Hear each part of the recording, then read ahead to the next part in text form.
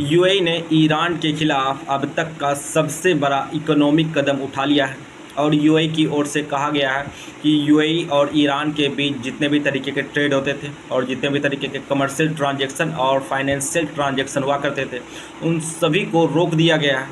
UAE की foreign ministry की ओर से कहा गया है कि ये सस्पेंशन अगले आदेश तक यानी सस्पेंड रहेगा जो यूएई की सरकार की ओर से घोषणा की गई है।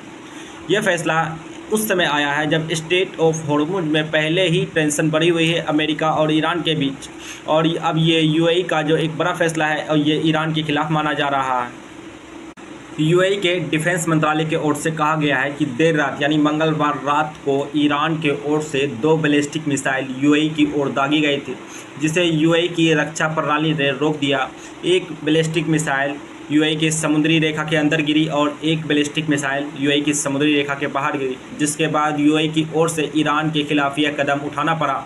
हालांकि ईरान के विदेश मंत्रालय के प्रवक्ता इस्माइल बगाई ने इस आरोप को पूरे सिरे से खारिज कर दिया। उन्होंने कहा कि ये आरोप बेबुनियाद है। ईरान की ओर से एक भी मिसाइल यूएई की ओर नहीं दागी गई है। इसी आदेश के बाद यूएई ने घोषणा किया है कि अगले आदेश तक ईरान के साथ सभी तरीके के व्यापार, वाणिज्य आदान प्रदान और वित्तीय लेन देन को अगले आदेश आने तक के लिए रोक दिया गया है। यह कदम ईरान के लिए काफ़ी महत्वपूर्ण है क्योंकि दुबई लंबे समय से ईरान के लिए री एक्सपोर्ट और व्यापारिक वित्त का महत्वपूर्ण केंद्र माना जाता रहा है। यूएई ईरान के लिए इस लिहाज से भी महत्वपूर्ण है क्योंकि जब अमेरिका और उनके सहयोगी देशों के द्वारा ईरान पर आर्थिक दबाव बनाने के लिए प्रतिबंध लगाए गए थे, उसके बावजूद ईरान को कई तरह के वस्तुओं और अंतर्राष्ट्रीय व्यापार तक पहुंच में यूएई ने एक महत्वपूर्ण भूमिका निभाई। यही कारण है कि अगर यूएई की तरफ से भी ऐसे रास्ते बंद होते हैं तो फिर